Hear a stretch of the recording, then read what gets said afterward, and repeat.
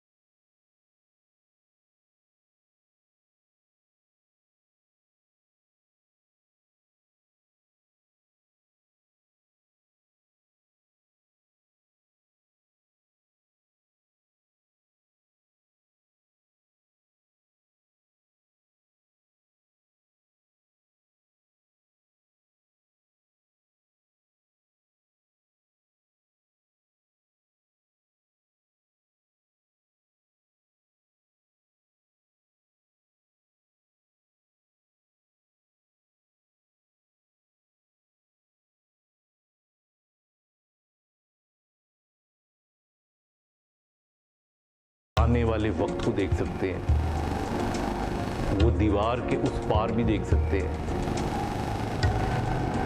उनको इंट्यूशंस हो जाती हैं, कभी उनको ख्वाब आ जाते हैं। इसकी बड़ी छोटी छोटी मिसालें भी हैं। एक माँ अपने छोटे बच्चे को खेलते कूदते हुए मना कर रही होती है कि बेटा ऐसा ना करना, गिर जाओगे। कभी कभी कोई बच्चा गिर भी जाता है। तो ये जो लॉजिक्स को ना समझने वाली चीज़ है, ये चौथा डायमेंशन है। This is called the 4th dimension. और ये जो चौथा डायमेंशन है, ये हम सब की ज़िंदगियों में थोड़ा थोड़ा सा ज़रूर होता है, लेकिन कुछ लोगों की ज़िंदगियों में ये ज़्यादा गहरा होता है, बड़ा होता है, वाफिर मिक़दार में होता है। हम इसे समझ नहीं सकेंगे, क्योंकि हम इसको समझेंगे उस वक्त जब हम 3rd डायमेंशन से बाहर निकल के इसको देखेंगे। तो और 3rd डायमेंशन से बाहर निकल के हम कब देख पाएंगे, वी डोंट नो। हमारा जो यूनिवर्स है, अब देखिए कुरान में ज़िक्र आता है इंसानों का, जिन्नात का, मलाइका का। फिर कुरान में ज़िक्र आता है जहानों का, यानी एक जहान की बात नहीं की गई। ज़मीनों का कहीं जिक्र नहीं आता।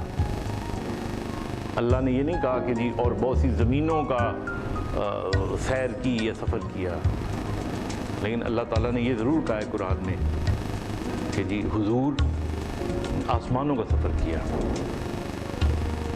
है कि नहीं।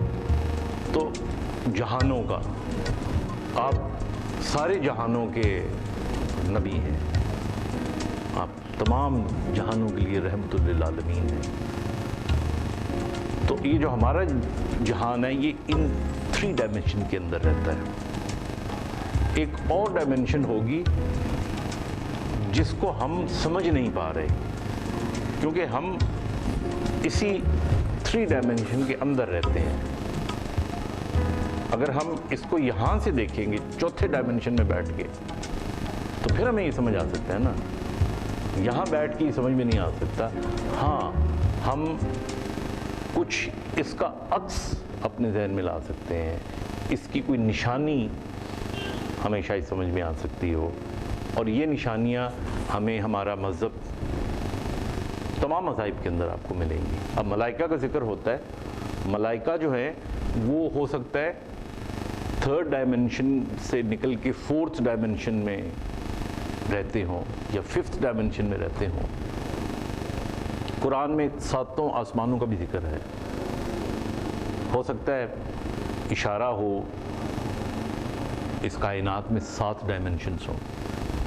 But what I am trying to say it from mind science point of view, या माइंड साइंटिस्ट होने के पॉइंट ऑफ व्यू से, कि हमारी ज़िंदगियों में बहुत से वाक़यात ऐसे रूपज़ीर होते हैं जहाँ पे अक्ल दंग रह जाती है, लॉजिक ख़त्म हो जाता है और वो चीज़ हो जाती है। मसलन आपका दिल चाहा, आपने बहुत डूब के किसी को याद किया और उसका फ़ोन आ गया, होता है ना।